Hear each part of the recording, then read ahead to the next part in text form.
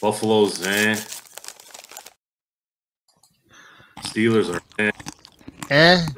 Ravens, That's what happens when you have parity. Parity always breeds mediocrity with a little bit of every now and then.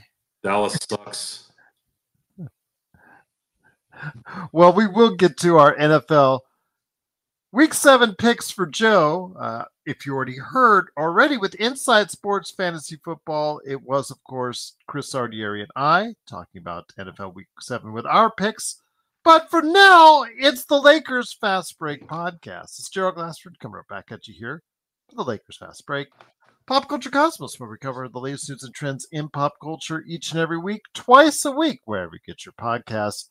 Also, as well, Inside Sports Fantasy Football. Chris Sardieri and I were on the Pop Culture Cosmos and Lakers Fast Break channels talking about, of course, NFL Week 6, now NFL Week 7, about the 2 trades that were made this week involving wide receivers and whether or not you should pick them up, go after them, how viable will they be on their new teams, and will the Browns and Raiders look to do the El Foldo Act already in NFL Week 7 and start to tank for next season? We go ahead and discuss that on the show. Plus, of course, the week upcoming with our picks and another woof trip to the doghouse on Inside Sports Fantasy Football. The Lakerholics crew, Lakerholics.com. John Costas, Clutch Talk and Lakers Corner. He was on with me last night talking about everything that was going on after the game in Las Vegas between the Warriors and the Lakers. Big shout out again to Aussie. It was great meeting you and your entire family. I'm hoping you're having continued fun and being safe in Las Vegas. I told him, Joe, by the way, I told him he's heading back. His family are heading back to SoCal before their time is up here. And I said, if they have a chance, they want me to go ahead and, get a meeting going between you and Joe Soro. Just wanted to let you know. So, of course, I think they're going ahead into the Hollywood area, going back to Hollywood, going to go ahead and spend some time there. I don't know if they're doing the Universal thing or whatnot, but yeah, I told them if they have time and they want to meet Joe, there you go. All right, we'll set up for you indeed. But also as well, of course, all the great things that were going on with Empire Jeff TV. He just got finished with Joe. Spent a lot of time after the Dodgers' big win, 8-0 in New York, over the Mets to take a 2-1 lead. We talk about he talks about that along with Joe. So go ahead and check out that conversation. Of course, also as well. He talks about that.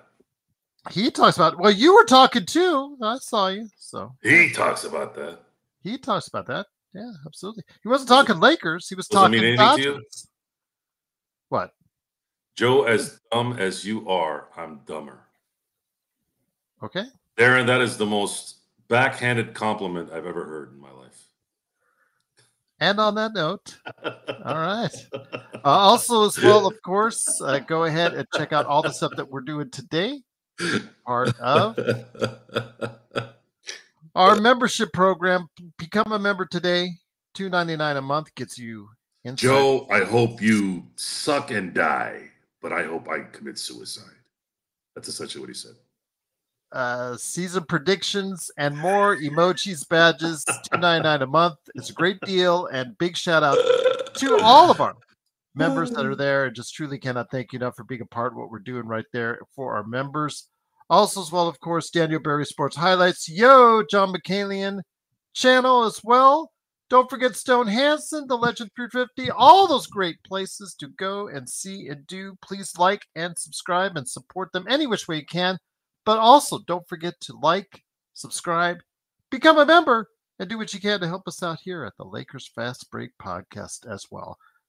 We're going to be talking a little bit later on about the Dodgers and also about, as well, NFL Week 7. Joe will have some picks there for you. But today's first topic, coming off their time in Vegas, it was the Lakers getting shellacked by the Golden State Warriors, 111-97. There were couple things that were okay to watch. Obviously, Anthony Davis, 10 of 14 shooting. Obviously, he looks primed and ready to go. That was the good. Maybe you want to include, as Darren said, the king of garbage time so far this preseason has been Dalton Knecht, but after struggling in the first half, he played substantially better in the second half. But there were also so many lowlights, starting, as I mentioned before, rebounding as a whole. They lost a rebounding battle 55-50. They looked terrible in transition defense. Their defense as a whole was a disaster. They got beat several times. Lack of communication, not just the reserves, the starting lineup as well. Just lack of communication, trying to understand what's going on as far as with the new defensive schemes that JJ Redick has in mind. Hasn't quite clicked yet, and they looked really disoriented on the defensive side. The ball was moving around still, the motion offense still looking pretty good there, but they couldn't hit their shots, so that's something that's going to come and go. But Dalton Knecht, again, still out there, still trying hard, still having the green light. I think he took 15 shots total. And I'll tell you what. 16. 16. Okay, well, there you go. As opposed to Max Christie, gave you about 16 minutes last night. Played some good defensive guys, matched up size-wise comparatively to him. He is a situational defender. You get him on the right people, and he does look good. That was very kind of you. Situational defender. Well, if you put him on Steph Curry, he got roasted. He's very situational. Put him on a high school kid, he'll dominate. Oh, yeah, absolutely. Well, shut up. Yeah. Put him on a fast, quick guard like Rob Dillingham, he gets smoked. Put him on a guard, shifty, crafty, guy who knows how to cut through screens, guy who's really intelligent, like Steph Curry, he gets smoked. But wings are somewhere, he looked pretty good matched up against a couple of the wings that they played against. Dalton Knecht, though, again,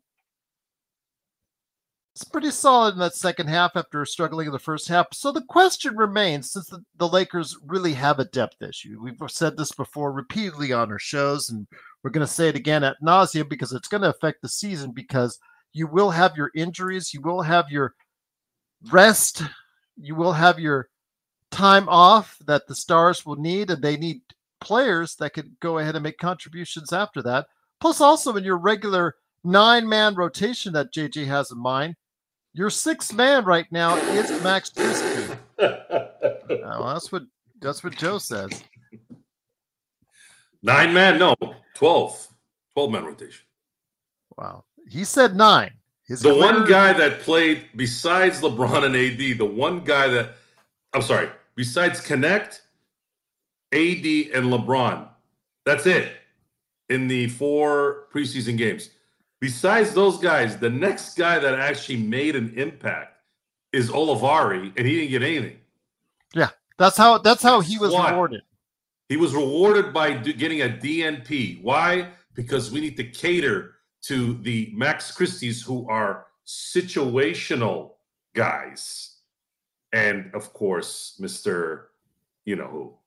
Bronny James, who did absolutely nothing. Well, he did score a basket and did get a block shot, plus clanked a few three-pointers, and, looked pretty much still out of his element there.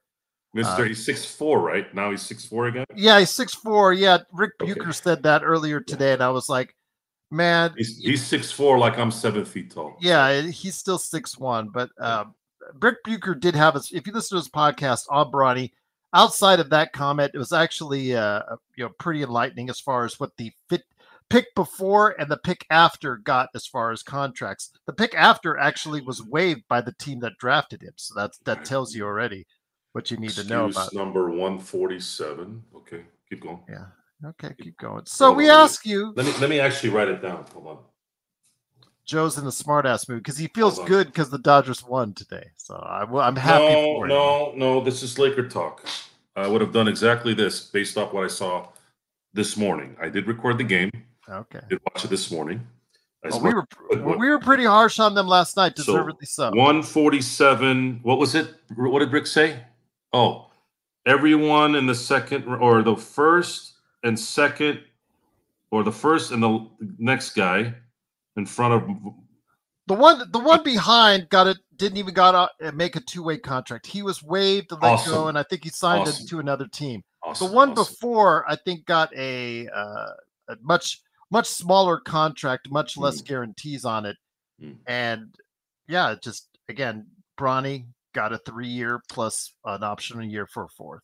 I've had a really good time on Lakers ball today, and I bet you did. My beautiful patrons over there, I've noticed today, have not been answering my backhanded lingo and my smartassness. But you are the special. I believe a lot of it had to do with the fact that there was something that smacked them in the face yesterday that is finally starting to come into the realities of what's coming. And as a matter of fact, I even posted something, I'm paraphrasing, where I said, what's coming is coming. Get ready. and I also went into a little bit of a diatribe on the fact that you've had Anthony Davis in his prime, arguably the most of his generation, the most complete big man in the league. And you've won a championship with him, and you almost won a second one, but unfortunately the injury at the last part of the season took that away. But this guy has been begging you to get him a competent center. And when you gave him competent centers, you were winning championships or were about to win one, barring an injury, which an injury happened. And for 3 seasons now, you've managed to do absolutely nothing. And for his troubles in that time, you've decided to draft a point guard who isn't a point guard. You drafted a wing player who's not a wing player. And then you you fell into Knecht. Their words, he fell to them. They were smart enough to make the right pick this time, thank God. And then you guys pulled out the greatest shitbag out of your ass in the second round and used every excuse on the planet that you couldn't get anybody of any worth when you have no other way of getting any kind of talent.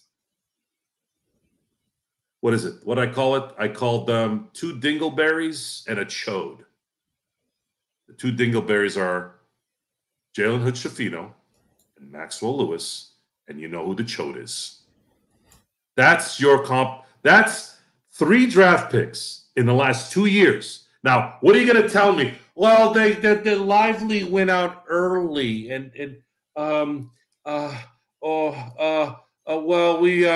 well, no one comes in the 55th pick that matters. Insulting anyone's intelligence. In the same year, the MVP of the league was a second-round pick.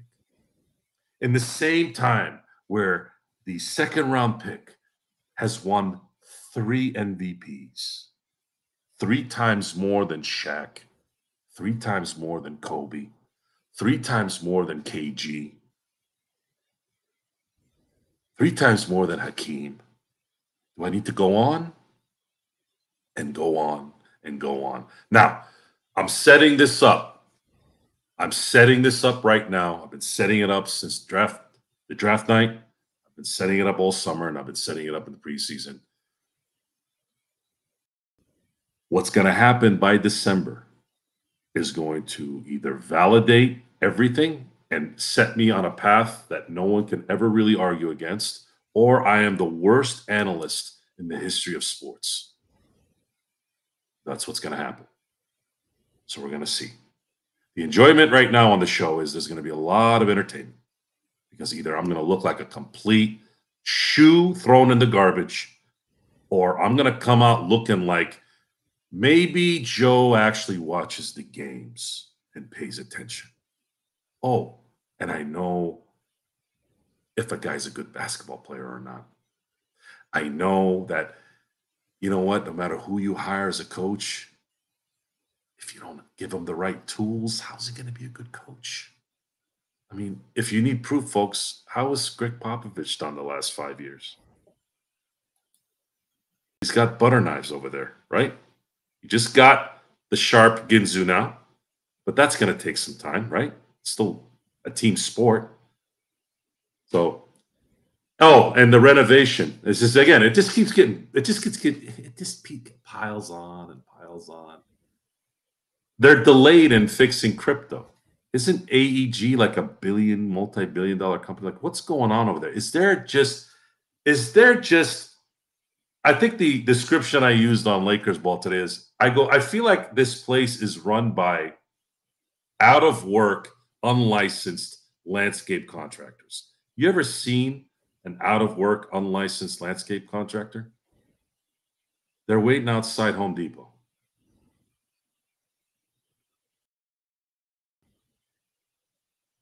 Just saying. They're waiting for something to happen. That's what the Lakers do. They're waiting for something to come to them. But the problem is with the system is you can't wait.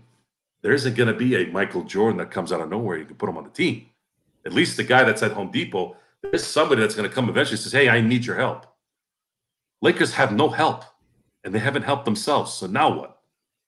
Now we're supposed to just, let's hope things go well, folks. Let's have a positive attitude, and let's go and get it. Maybe it'll work out. Yeah. I'll drink to that. Once again, it is the Lakers Fast Break. It is Joe Sorrow from LakersBall.com, aka OxIT47, along with me, Gerald Glassford. Thanks again for watching this. Truly appreciate it. So with that said, Joe, I think the answer for you and I is pretty obvious at this time. Right now, the sixth man coming off the bench is Max Christie. Whoop-de-freaking-do. For us, he has been a disappointment. I said that he may eventually develop into something. You guys have been on the books, both you, John Costa, and Stone Hansen, may be more right than you think as far as saying he's not an NBA player. But yet he's our sixth man. Dalton Knecht, again, you've seen what he's got. Hasn't always been pretty, but the guy's got the green light. The guy's got the guts to throw it up.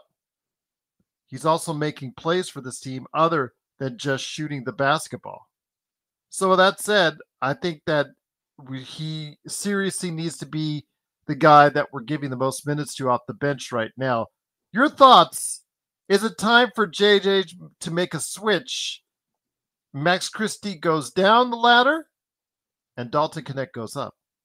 I don't know if we'll see how this progresses throughout the season. Mm-hmm. If you were to ask me, is Knecht more talented than Christie? I will say he will be by midseason. The problem is he'll run out of gas probably because he will get used if he shows any initiative and any positive shot-making ability. The Lakers will have to deal with a possible defensive deficiency, but if he's hitting 2 or 3 shots from downtown every game, he's going to be in the rotation, and it's very likely that he will outplay Max Christie and take over the 6-man spot. If the rotation makes more sense in putting him in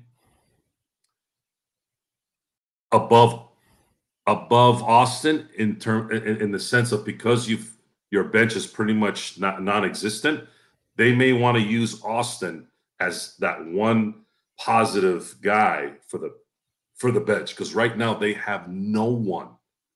It's possibly Knecht, but I think Knecht would be better with the starting lineup if he's hitting those shots. Now, the best lineup that we've seen in the preseason is actually Jackson Hayes, Anthony Davis.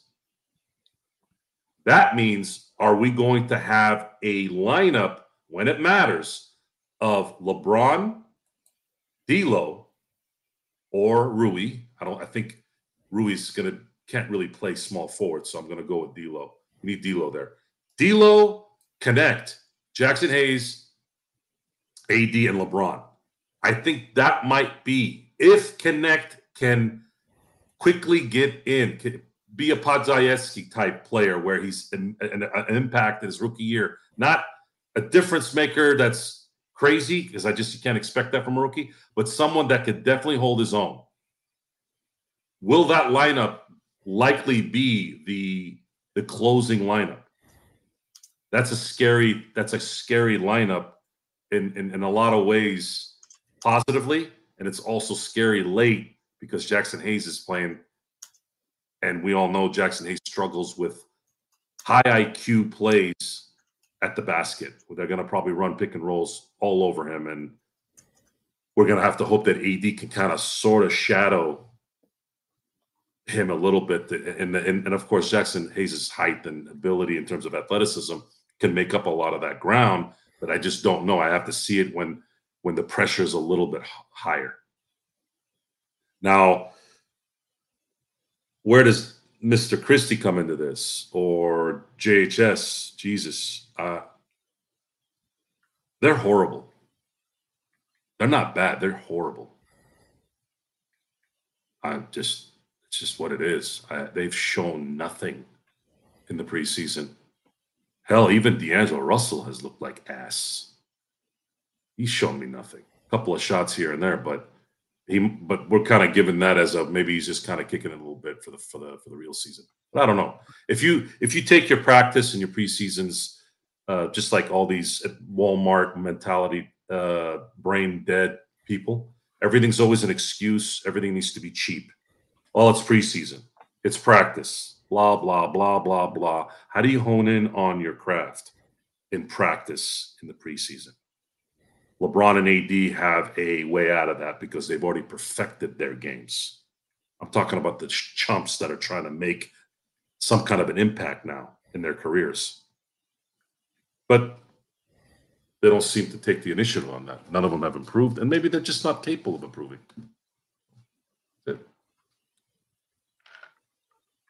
Well, with that, again, the question goes out: who should be getting the majority of the minutes and the bulk of the minutes off the bench or in the 9-man rotation? Who are the players that need to be relied on the most? Obviously, Vando is someone that, depending on who you ask, is going to be counted upon. He's been talked about quite a bit as the coaching staff. As soon as he gets back, he's going to be relied upon. Christian Wood, not so much. So 148. When Vando gets back. So the most quoted line in the Lakers the last few years is, the first one is, "It's just," and then just insert whatever bullshit lame excuse. "It's just." There you go. And then the other one is, number 2 is, "When Vando gets back."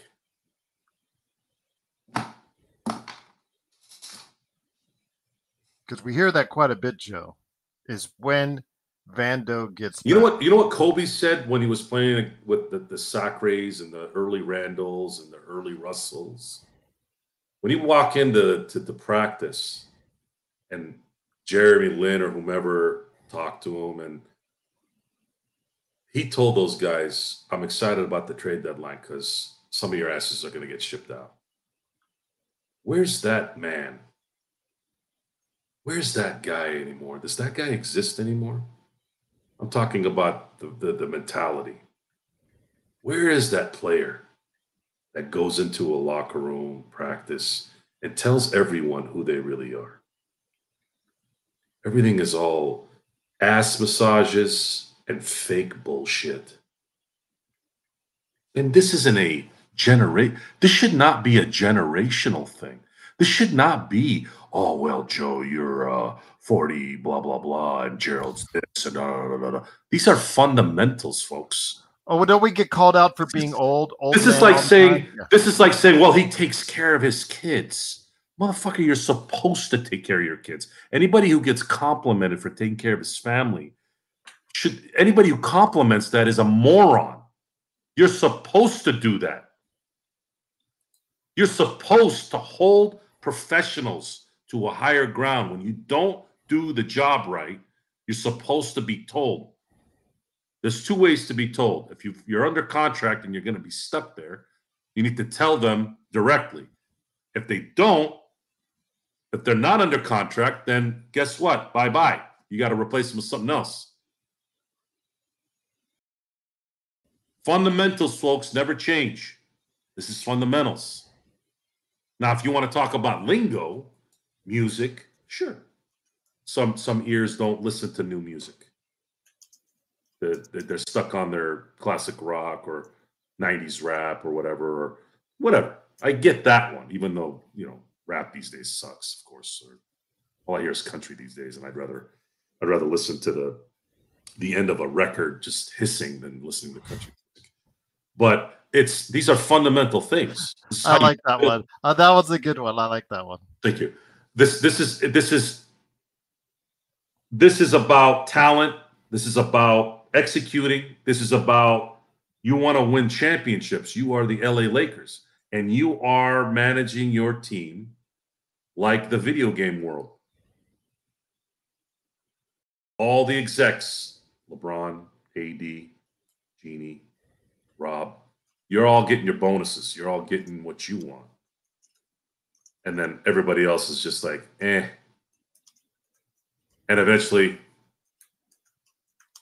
you're going to make a game of this. And then in the end, what's going to happen to the game, Gerald? What happened to Concord? Oh, actually, I'm sorry. You know what happened to Concord? What happened to Concord? It became a collector's item. There you go. Yep, there you right go. There. There's going to be guys 10 years from now saying, well, it was ahead of its time in sucking. $300 million so that Gerald can collect the game. That's what it's worth. I bought it as a possible investment. That's all. Good for you. Good for you. Showgirls didn't set the world on fire in terms of a movie, but hey, it is the most profitable NC-17 movie in movie history. And I personally liked watching Elizabeth Berkley half naked or naked. That's because at the time I'm a virile man and single and I thought she was stunningly gorgeous in that movie. Absolutely. I know a lot of people were focused on her face, makeup, and all that. I thought she was stunningly gorgeous in that movie. Great. And Gina too as well. With Sean. I think she still is. By the way. Although the love scene was over the top wild. That was I was laughing out loud when I saw that. I'll just leave it at that. So it was kind of like a bad Bob Myers movie. Bob Myers had the thing with art is art has a time. It's just, that's what it is, right? There have been artists that never saw their work become what it became. Dickinson, right? Yeah. Was her letters in a safe or in a trunk? So art is very weird like that. It will present itself as quality, or it'll hit with an audience depending on a time. A lot of times, and I'd say that was probably a little bit maybe. I don't know. Would it have been better now? Some art just never hits, anyways. But again, it would still be over the top crazy. Sometimes it still would have got roasted, but sometimes it's so good it's bad. It works. I think it's gained more now. It's a lot of those films like Starship Troopers. They didn't work to a large audience at that time, but since then have found an audience. Due to the advent at that time of Blockbuster Video, videotapes, DVDs, then obviously, just the cult status now in streaming. I mean, Cool Bro was asking me for Netflix recommendations. I keep telling him Starship Troopers. It's going to go away at the end of this month. It's been out on Netflix forever. There's a reason why Netflix has kept around forever, because of the deal with Sony. Is because a lot of people have gone back to it now and appreciated Starship Troopers for what it was. And the director of that did make Showgirls, again, a film that will never be thought of as a good movie, but it's become, I guess, can you say this, Joe, a better light in the years since then? A little bit better light, I should say. Sure. I definitely agree. This this this movie that's coming for the Lakers, and it's become that. It's become fake. Movies are fake, folks. They're not real. Even the stuff that's based on a true story, there's liberties that have to be taken there because real life doesn't translate very well on screen typically. A good example is if you watch Tombstone versus Wyatt Earp, which pretty much came out at the same time. The Wyatt Earp movie was the Kevin Costner starred as Wyatt Earp versus the Tombstone with Kurt Russell. Tombstone takes the spot because it was Hollywood driven.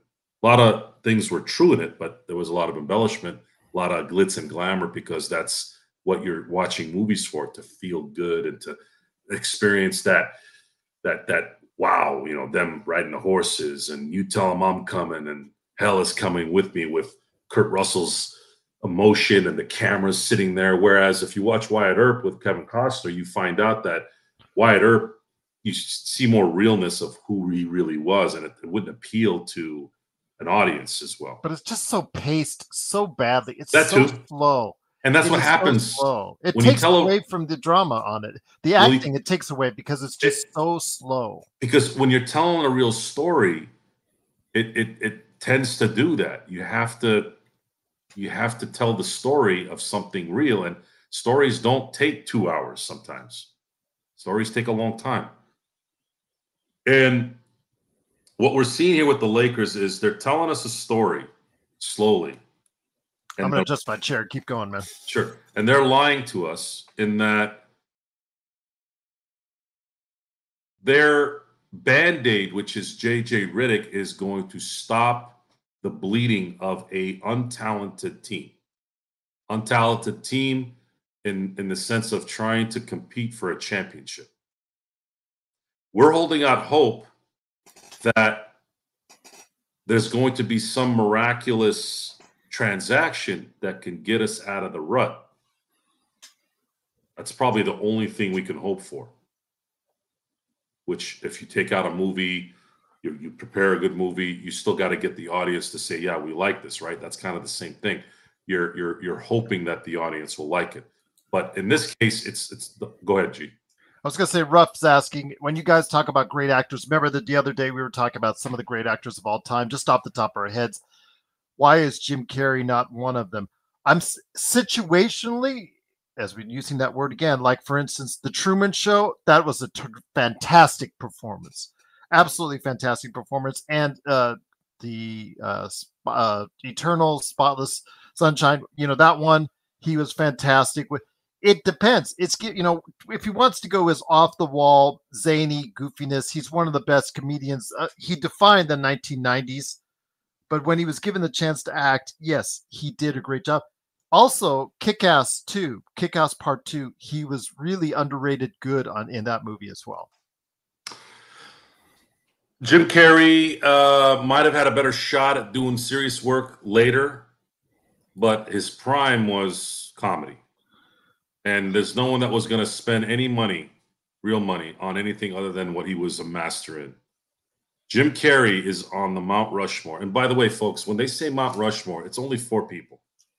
When they say he's on the Mount Rushmore, and they'll give you 5 or 6. There's only 4 people on Mount Rushmore. Jim Carrey's on that. Jim Carrey is on there. Who the other 3 are? Definitely Richard Pryor, Eddie Murphy, and the 4th one is the hardest one because I'm caught between Robin Williams or Bob Hope. It's a good list. I'd probably go with Bob Hope.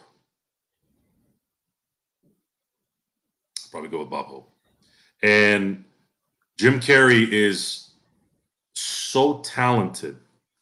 When I hear stupid people talk about how he's not, it just further makes me realize how utterly stupid people are and ignorant and just not really understanding anything. Basic. This is basic stuff. You don't have to like anything that anyone does. I just said something about Neil deGrasse Tyson on Jeff's show. He's an astrophysicist. Phenomenal astrophysicist from my ability to watch I don't see a lot of astrophysicists talk, but very passionate, very informative. But he's a complete and utter asshat. But I can still respect him for his knowledge in his field. You don't have to dislike someone or I should say, you can dislike someone and still recognize that they are great at what they do. I think this mindset where you have to not like someone and also discredit their knowledge or discredit their ability, it's just a stupid way to think. And that's what creates division, stupid division, because it tails into other things. Going back to the Lakers and how this all correlates together. Right now, again, we are looking at a bad movie that's coming. This is one of those things where we heard that there were problems on set. We heard there was a change in directors. We heard the stars weren't happy, blah, blah, blah. And then, of course, the movie comes out and it bombs. That's exactly what's happening to the Lakers right now to some degree. And if they are to all of a sudden come out the gate and completely 180 from what they've shown us in preseason, again, I'll be the first to stand up and say, I don't know what the hell they were doing, but it seemed like it was calculated. Wow. And sometimes that happens, Joe, where a team just totally tanks it. Like we've seen the effort at times really been bad for the Lakers in preseason. Sometimes these teams they just go through the motions of preseason, then they just turn it on in the regular season. But I don't know if the Lakers are good enough to do just that, Joe. Here's my issue with that. They've sucked in the preseason for a long time. They've lost the opener every year since 2013 or 14. They won in 13. This team does not have any. I'm going to come into the season and we're going to start the season with some gusto. Everything is always about we got to wait. And that's what society is in a nutshell. Everything's about waiting because they're not good enough, they're not prepared enough, and they're not the decision makers in that process. For some, in whatever the discussion is. In this case, there is some say that LeBron and AD have, but they're not equipped because it's a 5-team at a time game. Can't just put AD out there to play against 5 guys and LeBron. And I'm not saying all summer you need to denigrate these guys and put them down. But stop telling me something's a hat when it's just shoe. Stop telling me Max Christie's going to be able to play well. Please. You don't need to say he's going to suck ass. But please stop telling me this guy's going to play well. Please stop telling me that this guy's going to play well. Stop telling me that JHS is a project. You don't pick somebody at 17 right now with how desperate you are for him to be a project. Maxwell Lewis, okay. He's a project. He's a second-round pick, late first-round pick when you're already stacked. Yes, fine.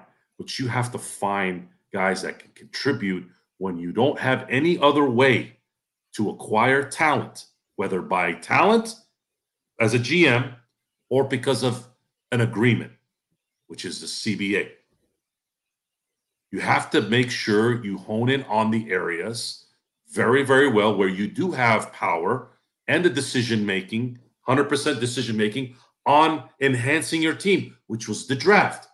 The last 4 picks that the Lakers had these last 2 years, when they were desperate for talent, they picked a bomb, a bigger bomb. They had one fall in their lap from what we've seen, and then a 4th one that's disgraced sports in my book. You don't have the right, you don't have the gall to say it doesn't matter. It does matter because you suck in terms of roster construction. You had 4 chances to enhance the team. You didn't take one of those seriously, and you bombed 2 of them. Now what? No one can argue against this. You could put Rob Pelinka on the show. You could put Genie. You could put LeBron and all his stooges. There's nothing they can say that would destroy this discussion. Nothing, because the results tell it all. The results say it. It's not Joe Soro or Gerald Glassford or Stone Hansen. We just kind of warn you. Let's talk about Stone. Let's talk about Stone. I bet you Stone has watched more basketball than Rob Pelinka the last 3 years. I would put all my money in it. Anytime something goes wrong, where's Rob Pelinka? Where is he? Hiding, putting his schlong between his legs and hiding somewhere. You tell me that guy's not a coward? What has he done to enhance his team other than appease a narcissistic egomaniac? Placating that guy so that he can have his birthday party. It's a birthday party. And it's important that that it's not a discussion about LeBron's decision to go places or a decision to be socially active somewhere. I don't give a shit about all that. Now I'm talking basketball. LeBron's selfishness and ego even jumped the largest egos that I've ever seen. He made his team draft his son, who has no business in the NBA, while this team was depleted of talent. That was the focus. And the excuse machines all come out so that they can kiss ass, so they can get into the parties, so they can get into the media room. Because if Rick Bucher said anything derogatory, guess what? Mr. LeBron James has his list. And he'll keep you out of the list. You know who else who had a list? It's a very popular name right now in the news. It starts with a P, ends with a D. He had a list. If you can't take criticism when you're wrong, especially when you're in that position, you are officially, and I'm quoting Horace Grant, straight up bitch. And that goes for anyone, but it's in his position, it's bigger because we're wasting our time for 2.5 to 3 hours and then doing another show after that, talking about your ass and how you're not really focused on winning championships. If you're not focused on winning championships, yet you're talking about you want to win championships, you are full of shit. You're a straight up bitch. And there's not enough people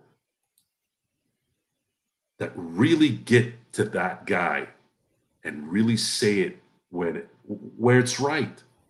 They just talk about stupid shit. Talk about stuff that's irrelevant. His home life, what he did 15 years ago, what he did with Miami.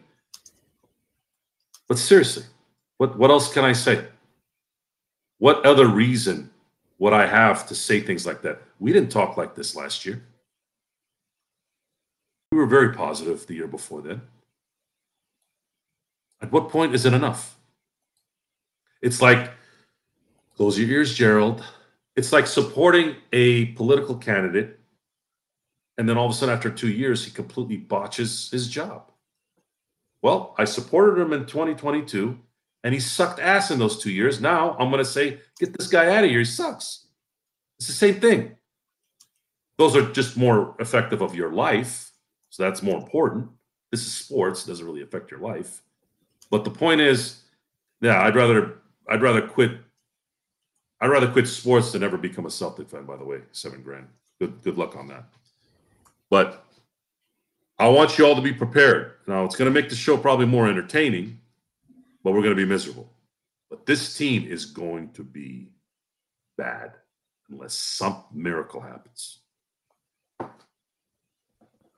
Once again, it is the Lakers Fast Break. It is Joe Soro along with me, Gerald Glassford. Thanks again for watching and listening. Truly appreciate it. Again, I put in the chat there, Rick Bucher, again, you agree with him, disagree with him, but he did have the facts on the pick before Bronny and a pick after Bronny. And again, if you're looking at it from a straight financial standpoint, the Lakers are going to gain money tenfold. But we look at it from a player helping the team standpoint. And the fact is, Bronny is absolutely terrible. And it's just so disappointing. Again, Las Vegas sounding to me when I watched the game much like they did in Summer League. They rise up, they get it, they anticipate. They're like, oh, you can hear the oohs and the ahs. And then you hear the clank of the missed three-pointer again and again. And you hear this, oh. Now, I don't know if anybody was screaming like the comments that were made when I went to watch Bronny in Vegas, but I have a feeling those commenters are getting louder and louder each time he looks worse and worse. Yes, he made a layup. Great. Absolutely great. He blocked a shot again, but as Rick Bucher explained it earlier today, check out how he blocked those shots. He blocked them all from behind after he got beat off the dribble. So if that's the case, that's how he plays defense. He lets you go by him before he tries to go ahead and guard you. He's looked disoriented, as he did last night, trying to cover, as far as Steph Curry, even for a short period of time. He looked disoriented, lazy. He looks like he just doesn't care. He just looks like entitled was the word that Rick Bucher used. And I think that is very apropos, Joe, because he looks very entitled. You don't see the effort. Olivari, as we talked about on last night's show, who was rewarded with 0 minutes, as we said on last night's show, by the coaching staff after he gave and showed you so much heart. That's what this team needs, Joe, a lot of times, is energy and heart. And there's a player on your bench right now that can give it to you, and his name sure as hell ain't Bronny James.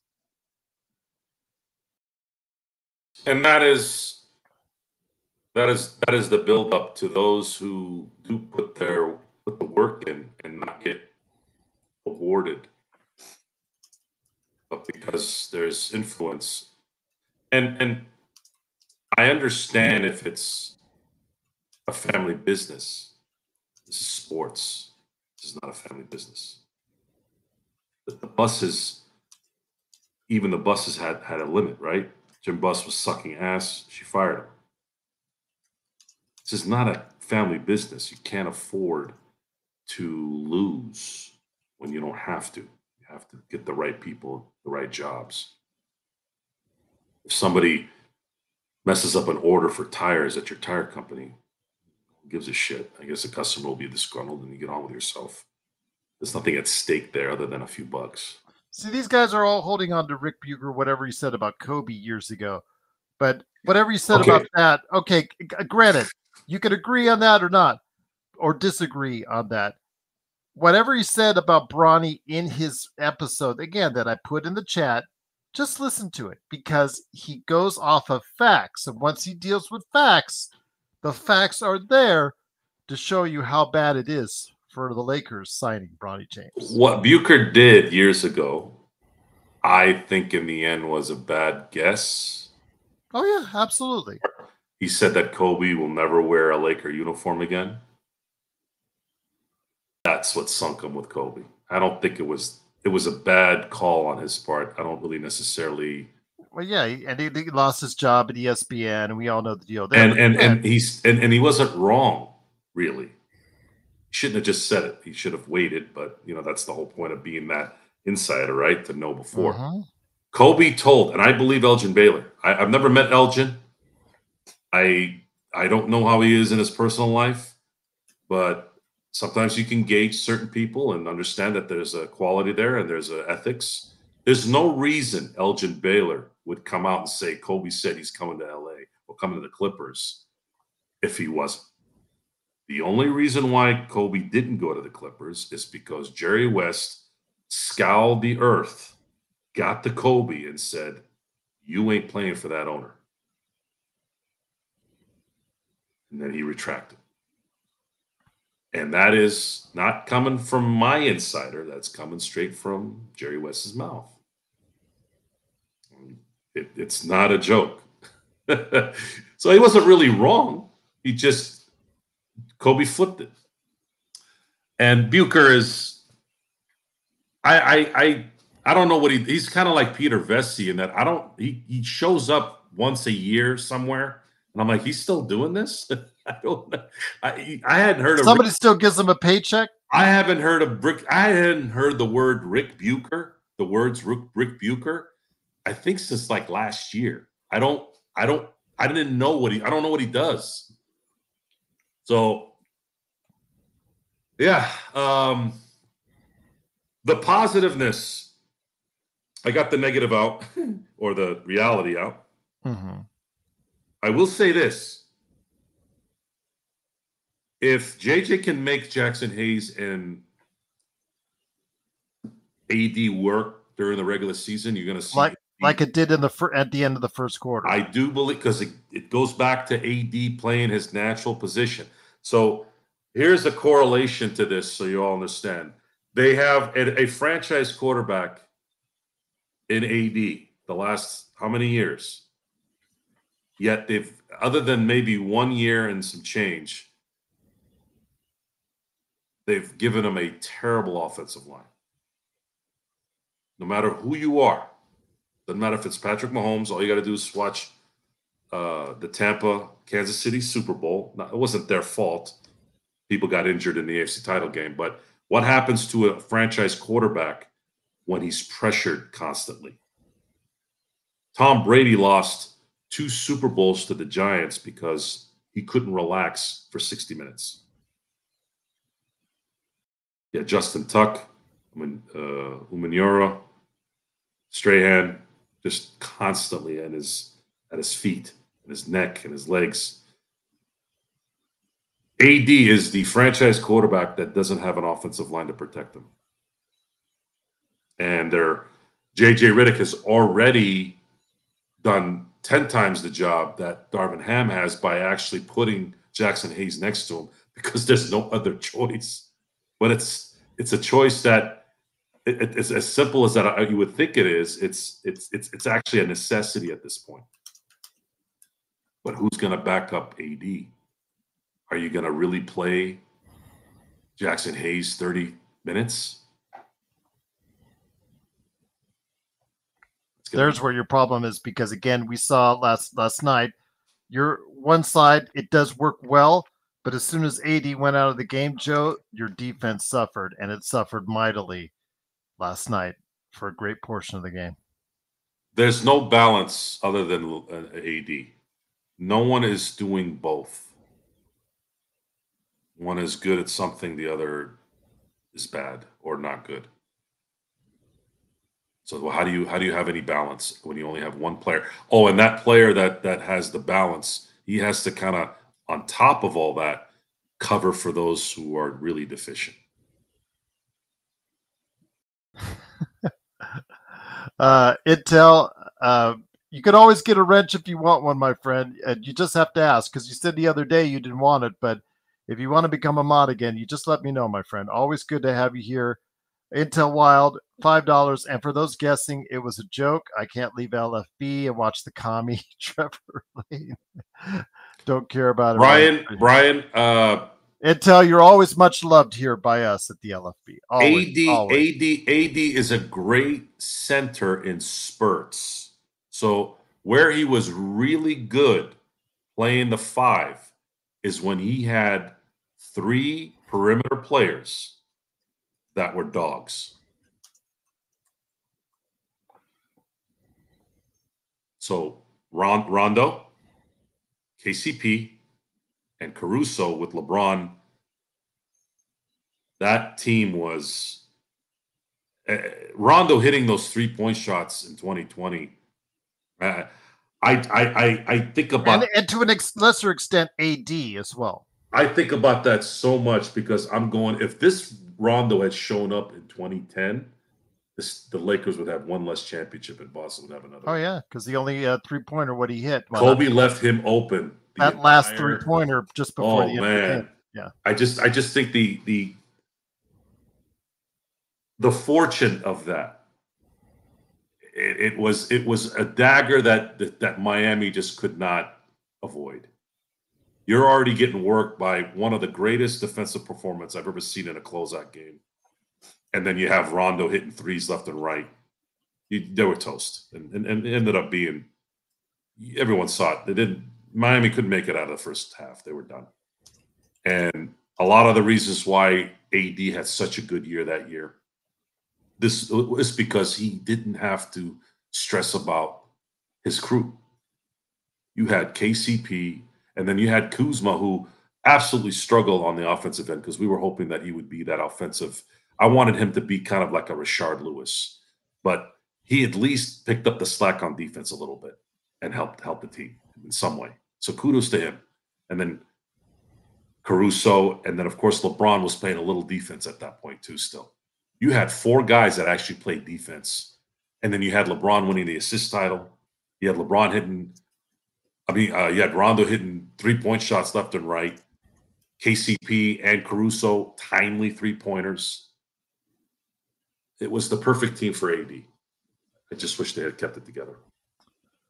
So with that said, circling back to the main topic for today, again, the 9-man rotation, the vaunted 9-man rotation JJ has said is going to happen once the season starts. Right now, the guy... Did he say vaunted?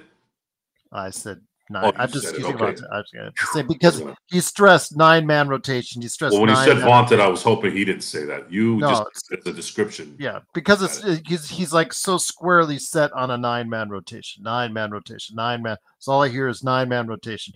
All the media, 9-man rotation. Just everybody seems stuck on 9-man rotation, including him.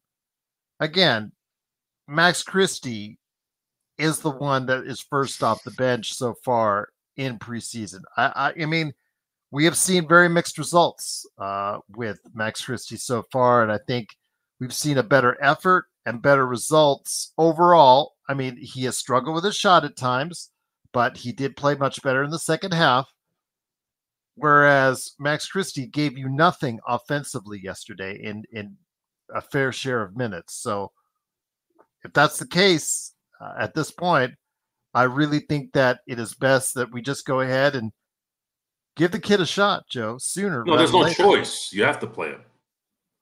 Should you play him first? Should he be the first guy coming off the bench? He will be the first. It's a matter of there's no other options. But he's not right now. That's the thing I'm saying. Let the first 2 months materialize. We wait 2 months. We wait 2 months, and you'll get a good idea on where this team is going. We'll see what happens then. But yeah, again, to us, I think it's something that he provides, something that the Lakers need. Just that lack of conscience. He just basically, they need someone out there who's ready to fire it up coming off the bench. And he is, whether he's hitting or not, he's going to keep on throwing it up. That's something that we need. You want attempts? I'd rather have him shooting the attempts than AD from outside the 3. That's clear to me, and I think it should be clear to anyone else there. Get AD those touches inside, Joe. 10 of 14 yesterday because he stayed closer to the basket. Dalton Knecht, 19 points because he gave you a lot around the perimeter, but also gave you some good hustle on the break and also, again, scored inside as well. So, again, I just think that at this point in time, you have to look as far as whatever depth that you have, which is not much. Dalton Knecht is going to be the one providing it. Maybe even as early as the first game, he should be the one that you guys should lean on. Yeah. If things play out well, what likely will have happened is Dalton Knecht ends up being an integral part of the offensive philosophy, we can move AR to the bench and help the bench have some talent come off in the second and fourth quarters to spell the starters, or however JJ Redick's rotations are. And if they're able to require a legitimate center, now you've just allowed yourself your more than likely your 9-man rotation. You need a competent center, and you need at least one guy that can start and be a bona fide starter. You need 2 starters, really. You need 2 starters on this team. But you don't have the assets to get it. Unless you take someone with a whole lot of baggage. Everybody that's talked about as far as coming to the Lakers has some sort of baggage. We will not avoid it. If we ultimately make a trade, Joe, it's going to be someone who has a question mark or 2 coming on to the Lakers. I don't know any baggaged centers. Do you? I think we have one already, Christian Wood. Yep. Yeah. Kessler's going to, I don't know. That's, Danny Ainge is not going to do anything there unless somebody gets desperate and really needs him. But 2 first-round picks for him is still too much. Then you have Vucevic out in Washington that everybody keeps yapping about. What, is it going to take 1 first-round pick? I don't know. We have to send something out too. Who? They're going to want somebody, right? Yeah, because we have to match dollar for dollar. That's it. We cannot trade for $1 more than what we're taking in. It's important that everyone understands that this league has created such a cluster F in terms of talent acquisition that it's virtually impossible for a low brain like Rob Pelinka to make anything happen. If it's Presti, if it's Danny Ainge, if it's Stevens, those guys have this down. But we don't have a competent GM. We don't have a player personnel guy. This should be a player personnel guy. That's what Jerry West was. General manager. Below what Intel said. If you want Rob Pelinka, GM is actually a good position for him. Make sure the taxes are paid. Make sure that the sanitation people get paid. That's your job, operational stuff. This team needs talent evaluators, talent discussing talent. Rob isn't going to high schools, and is he? Is he going to high schools and scouting during the year or during the off season, or what does he do? How are you going to find this talent that you got to develop now if you're not actually going and looking yourself? But you're hoping for the Buzz Boys to do all that for you? Who decided to draft JHS? Who decided to draft Maxwell Lewis? I know Maxwell Lewis was Joey or whichever one. I know that was their pick. And is it a coincidence that our drafting started sucking when Ryan West left? Or is that just me? Or not left, got fired or let go? Parting of the ways. Yeah. Who was the real trigger there? What? The bus boys all of a sudden started not knowing how to draft? What is it? We don't know. I don't know. I'd have to really delve into that to figure out. Let's see, Maxwell Lewis, he has a club option for 26, 27. So he has a guaranteed 3-year deal, just like Bronny, and a 4th-year option by the team, just like Bronny. So he hasn't been a whole lot better. For the most part, he hasn't improved. I don't think he can give you much this season. That's another player that's not giving you what you need. And the Lakers spent extra money just to move up in the draft to get him in the first place. So, yeah, just a lot of disappointing returns for Rob Pelinka. I think the writing's clear and on the wall. It should be by now. Intel Wild in the super chat says, imagine the Lakers telling Jerry West, hey, you got to pick up Bronny James Jr. He'd be like, excuse me? Yeah, that actually, but what if they tried that same shtick and Jerry West was the GM? Well, you did hear about the Klay Thompson deal, right? For Kevin Love. Mm-hmm. Yep. I believe the word. Collective. I believe the word out of there is, if you do this, I'm out of here. Yeah, the Hoop Collective had a good episode on that, and also James Worthy for Mark Aguirre. That one was the first one I heard. Yeah, he said no, absolutely not. Thank God. And Mark is a great player, by the way, folks. He was a great player then. Good score, absolutely good score. But the Lakers don't win the 1988 championship without Big Game James. You got it right. We do not. If we had Dominic Wilkins or Mark Aguirre, which those are two players that the Lakers could have gotten either in the draft in 82 or in an acquisition for James Worthy, the Lakers do not win back-to-back titles. James Worthy absolutely dealt in that series. So I think Jerry West is right again. Brian, we did mention that Jerry West ESPN article heavily on, I think it was the Friday show or the Thursday show. We were talking about extensively the Jerry West article about how bitter the ending, and the fact that, at the end of his life, said he regrets the time he spent with the Lakers, which is very sad. Very sad. I don't think he regrets it. I think he said it in a way where he's like, I kind of wish I hadn't been with the Lakers, but I think that was just frustration with the situation. I hope so. I hope it was out of frustration and he totally didn't mean it. But again, the way he was treated on the way out was deplorable, to say the least. If there was something that we don't know about, see, we don't know. Maybe we find out in 10, 20 years when Jeannie writes a memoir. I don't know. It's kind of like the Al Davis, Marcus Allen. We talked about this. Marcus Allen, Al Davis rift.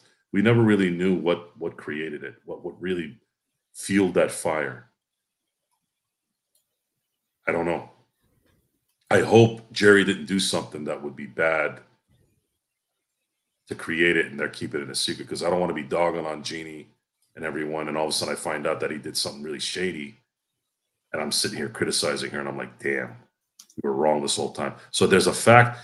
I'm basing my understand, and I don't think that's the case, by the way. I'm just saying if, because I just don't see Jerry West being that. I don't see Jerry West doing something so hideous where it validates how they treated him. I think it has a lot to do with the fact that there's this petty BS, because it already happened. It's still festering with other things with these people. They're children. They act like children. LeBron is a big child. Rob Pelinka might be an adult, but he operates like a coward. And Jeannie, you know how I feel about Jeannie.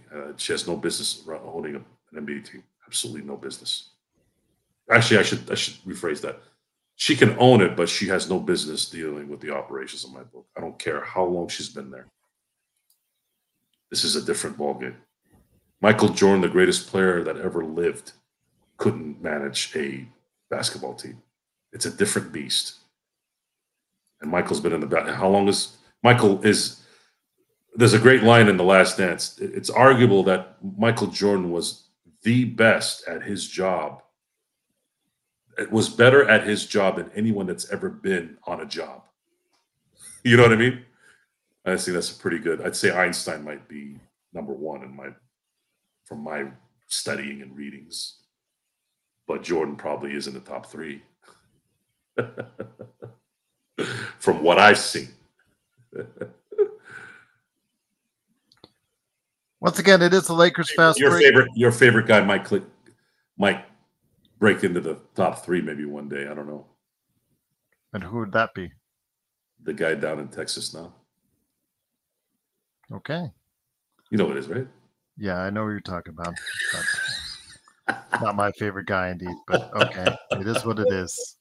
You know, I have a friend of mine who he's very very animated, I should say, and he likes to use the words "f that guy," and he feels the same way like you do, except the way he says it is comical, especially after he has a few drinks. F that guy. There you go. F that guy. F that guy. F that guy. All right. But there we go, indeed. But once again, it is the Lakers Fast Break. It is Joe Sorrell along with me, Joe Glassford. Thanks again for watching this. And tomorrow I will have Braxton Reynolds talking about the Western Conference. He does cover the Oklahoma City Thunder, so we'll talk about them. Plus, who he thinks might be a surprise in the Western Conference this year. We'll also talk Lakers as well. But before we head on out, my friend, I know that we promised some talk about the Dodgers absolutely throttling the Mets pitching staff today, 8-0, a great day. You covered quite a bit of it with Empire Jeff earlier today. But for our audience here, just again, a great victory for the Dodgers. Now up 2-1 in the series as they continue the series in New York. It's quite amazing. The 4 of the last 5 games, the Dodgers have scored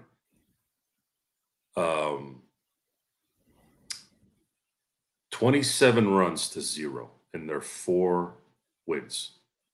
And we're talking about masterful offenses. Just put that in perspective. For those of you who actually watch baseball, not a lot of you out there left, 27 runs. 4 of the last 5 games, 27 runs to 0 in their victories. And 2 of those wins were on the road. Petco can get loud and City can get loud. And you could hear breathing in both stadiums in those games. That's how quiet it was. Oh, actually, it got loud when Ohtani sent that 3-run bomb to the Bronx from Queens. And I'm thinking to myself, should this continue for 6 more wins, you might look back on the Dodgers season, not only in terms of winning the championship, but in the way they won it, it could correlate to like a 2001 Laker run. Not in the sense of wins, but the fact that you're shutting these guys out and you don't even have one legitimate number one. Yamamoto is on the trajectory to be a number one, but he wasn't a number one this year. And he still sort of isn't. Jack Flattery is not a number one. He'll always be a 2-3. Buehler was a 1, but 2 Tommy John surgeries and a hip issue has made him more of a 3. So you don't have any. You have at best a 2, a 3, and a 4. And then that's it. But what you do have is you do have a bullpen that I believe, and Jeff and I talked about this on his show earlier today, we believe that unless baseball changes the structure of how pitchers are going to come out, instead of every 5th day, maybe they go to every 6 or 7, that bullpens, and if they're going to have to expand the rosters too, bullpens will be the starting pitching that wins championships. The Dodgers are 6 wins away from winning a title with the bullpen being the ace.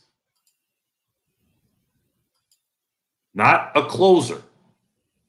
Not a starter who's closing out the last 3-4 innings. No, I'm talking straight up when they won their bullpen game in hostile Petco Park.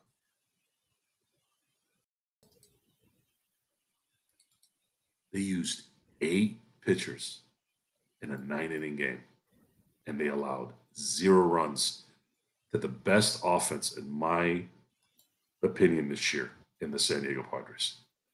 The most lethal. And the Mets are the most annoying offense of 2024 because no matter what was going on, they just seemed to always hit when it mattered. They'd be down 6-0, they'd come back. They'd be down 4-0, they're back. 6-3, they come back. It's 7-2, they come back. It's 3-4, come back. Whatever. But the bullpen, and it's been masterfully managed by Dave Roberts. Absolutely his best managing I've ever seen. He has taken two of the most potent offenses in my eyes this year and said, you're gonna have to take the bullpen out. And you could physically see that these guys, once the bullpen starts to come in and starts mowing everybody down, you could tell the body language it just can't take it. And a 2-0 lead late 6-7 innings seems to be a 5-run league in the playoff. I'm sorry, 5-run lead in the playoffs with baseball lately. These guys are hurting. These guys are hurting to come back. But the Dodgers have two starters, well rested, that will be available tomorrow and on Friday. I wish the Friday game wasn't an early game, but for guys like Freddie Freeman and just in general, I don't like a quick turnaround, especially if they win tomorrow. But it would be I would highly recommend if the Dodgers really, really could hone in on understanding that if they can win these next two games in New York, they avoid having to do another bullpen game in Game 6 at home. Because I feel like if the Mets win any of these games tomorrow or Friday, it's probably going to go 7 because I can't bank on a bullpen all the way again to do what they did in San Diego. The bullpen needs to be a bullpen, not the starting pitcher for the entire game. They could still win it. I'm not saying that if it's still possible, but it's going to be much more stress to worry about that. You won't have somebody there for 4 or 5 innings to say, look, I'm not going to allow any runs, and then we'll let the 4 top guys just finish it off while we score 3 or 4 runs. Well, I'm happy they don't, they're not giving them the day game right after the night game, and they're still giving it a night game on the East Coast, Joe. So I'm at least happy that they're not making the same mistake twice with the schedule on this like they did the other day. Correct. The night game is only a night game. I'm sorry. The early game is only really a night game. I'm sorry. Jesus. It's only an early game because we're on the West Coast. So for them. But not a day game like it was Correct. in Game 2. They are going to be playing at 5:08 in New York versus they started today at 8:08 and tomorrow they'll start at 8:08. Tomorrow or Friday it'll be 5:08, not 2:08. You don't have to deal with the shadows too at Dodger Stadium for the hitters. I think it'll be fine. And I'm hoping. This is one of the few teams that actually does need the rest. It would be nice to get a little rest, but then I think the World Series starts on Tuesday. So whether they get 3 days off or 2 days off, I don't know if necessarily matters or whatever. So with that, it is the Lakers fast break. But before we go, I did promise you guys out there, especially Xbox and those who've been asking for, because somebody took me aside and said, hey, I'd love to see more football picks from you guys for NFL, in this case, Week 7. So without further ado, we shared our thoughts, Chris Sardieri and I, on Inside Sports Fantasy Football, which you can check out on this channel, or you can check it out for audio listeners on Inside Sports Fantasy Football. But for Joe Soro, what does he have in mind for NFL Week 7? So what do you want me to predict? What games do you feel like? Because Xbox is he's just on every word that you're saying, and again he's won some good money off you, but it is for entertainment purposes only. Looking at the schedule, there's a lot of upsets that are kind of brewing. I think there's a chance that the Jets could upset the Steelers in Acrisure. Sorry, used to be Hines. I could see I don't know if that's necessarily an upset, but I could see the Lions blowing out the Vikings in Minnesota. I could see the Titans beating the Bills just because the Bills seem to lose those kind of games sometimes. If I had to pick a game where I'm like, I feel pretty comfortable with a team, an underdog beating a favorite, I would say probably the Lions over the Vikings.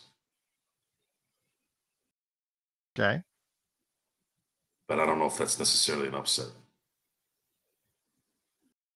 Why not? Because the Lions are pretty good. Yes, they are. But And with Aiden Hutchinson out, I'm curious to see if they're gonna do something to go maybe get Crosby. Devontae's gone. Maybe if the Raiders lose this game, they'll be 2-5, which pretty much puts them out of the playoffs likely. Do they then try to benefit in trying to get a first-round pick out of Detroit for Crosby?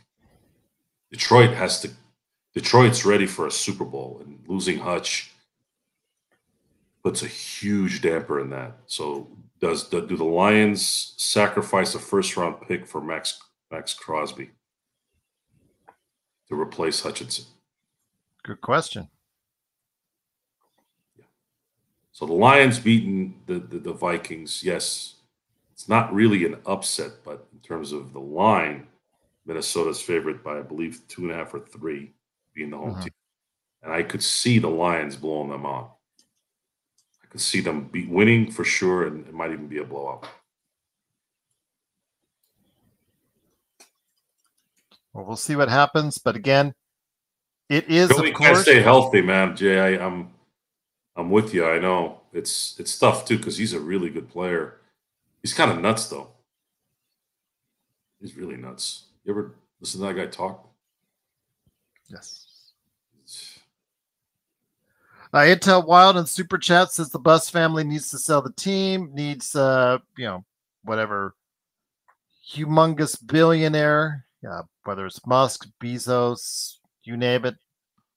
Can't be Ballmer, of course, but sorry, we are the Lakers, according to Intel Wild. So truly appreciate the Super Chat on that. I would say that the Guggenheims should be the first people to come by the Lakers if that's the case. It's a good start. Guggenheims would turn this thing around, put the right people in place, and it would fit. I do believe that to buy the stadium, to buy the arena, I should say, to buy Genie out, I think they'd have to drop 15 to 20 billion to get the team. It would have to be something initiated by the Guggenheims. Hey, look, what if we gave you 17.5 billion for the arena? Take care of AEG, take care of Genie and them, and just 17.5 bills. We buy the Lakers, we buy that whole area. Hell, 20 billion. And then the Lakers would be in really good, based off what they've done with the Dodgers, they'd be in really good shape. And the value of the team would go up because they would actually own everything. So the reason why the Lakers aren't the number one valued team is because they don't own the arena. That day might be coming, my friend. I still think that at some point in time, Genie's going to start whining about that at some point in time. But what? We'll see. Whining about not owning the arena? Mm-hmm. About wanting her own. We'll see how. How would she buy it? With what? I wouldn't say buying the crypt, but asking for her own, not similar to what Ballmer did, because Ballmer did it with his own money, but maybe asking the city because it's the Lakers that she may be able to get over on as far as a substantial portion of help. Where? Making. They can't be anywhere in LA. They just built LA Live for this thing. There's no way they're going to move them. Okay. I believe me, I would love to have them because I think she'd have more money, and I don't know if that even would matter, but I don't know. I don't know the operation there really. I'm going by as much information as I can get public. That's public. We'll see how jealous she gets about Steve Ballmer's new Intuit Dome. So I don't think you have any room to be jealous of somebody who's worth billions. Okay. I mean, how much is enough after 20-30 million dollars? What else are you going to buy? What else? 15 houses instead of 5? Mm-hmm. I don't understand this money thing. It just drives. It's just confusing to me. I really don't. I don't get it. Jeremy says Clay is playing like trash. I think he's only played in one game so far. Yeah, he's only played in one game. He was 0 for 9. Yes. Yeah, it was Clay. So if you count the 0 for 10 in Sacramento, he's 0 for his last 19. Clay is gonna probably retire at the end of this contract. I'm gonna take a wild guess. That's what he's gonna do. Clay is done. Cannot come back from a torn Achilles and an ACL in the same leg. Just can't. And Dallas, I'm picking to compete because he's still got Luka, he's still got Kyrie. Lively's going to get better. You got Gafford. That's going to, the chemistry's going to get better. Washington, everybody's going to should get better. So you have a good 5 core there, and then if you can have Clay be a guy that can come off the bench, because I think that's where he has to be. I don't think he should be a starter. If he can be that guy that plays 15 to 20 minutes and just hit some key shots, I think he'd benefit Dallas greatly. But I hope he's not thinking of playing 25 to 30 minutes. I think that's a bad idea. Well, with that, it is the Lakers Fast Break. Once again, tomorrow we're going to go on a little bit earlier. Braxton Reynolds will be back talking the Western Conference and the OKC Thunder. Joe, any last thoughts before we head on out? You've had a busy day with the Dodgers and a busy day on Empire Jeff TV and, of course, the Lakers Fast Break. Yeah, it's. I guess the last thing I'd say is for those of you who want to enjoy sports at its highest peak, watch baseball, watch the baseball playoffs. It's exciting. It's fun. Been one of the best, most exciting ones, I think, in a while. And I'm hoping that the Yankee Dodger World Series is official by Sunday. And you're probably going to not see this unless the Yankees and the Dodgers continue to make a run, which in baseball, it's always a kind of a crapshoot sometimes. But you are going to witness for the first time in a very long time where you have the 2 best players in each league with the 2 most storied franchises in Major League Baseball playing for a championship. It's very rare. So I highly recommend you watch it because it'll be a memorable one. Don't forget also as well, Thursday night, Los Angeles Lakers are at the Phoenix Suns. So game time is 7 p.m. TNT. We'll be right back at you. We'll have the playback.tv/Lakers Fast Break turned on.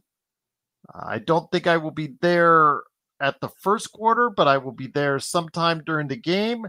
I will ask for see if Laker Nick or Henry could, basically get you guys started off, or maybe John Costa, because I know Joe will be thick in the middle of the baseball game, but we'll have the playback.tv/Lakers Fast Break turned on so you guys can go ahead and have those VIPs that are there so you guys can watch the game. And I'll join in probably before the first half is over, but yeah, we'll get it going for you nonetheless. We always try to take care of you here, but those 7 o'clock start times, I'm usually on the road right around that time, so it's really, really hard. But Clutch Talk at Lakers Corner, always great to have you here, my friend. John Costa will be back for the post game tomorrow, so hopefully Joe will be as well. But yeah, absolutely indeed. Of course, also as well, go ahead, give a big shout out to Aussie who is a great part of what we did yesterday.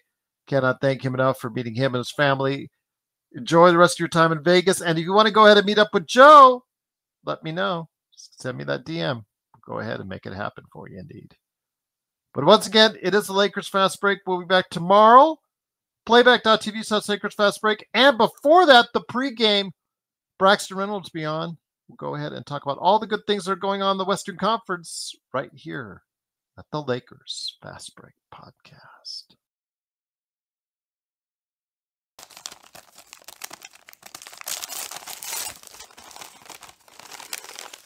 Joe and Jerry sounds like a cartoon. Jerry and Joe. Joe and Jerry. Like a cat and mouse. Tom and Jerry. So I would have to be the cat. You'd be the mouse. That's always outsmarting you. No,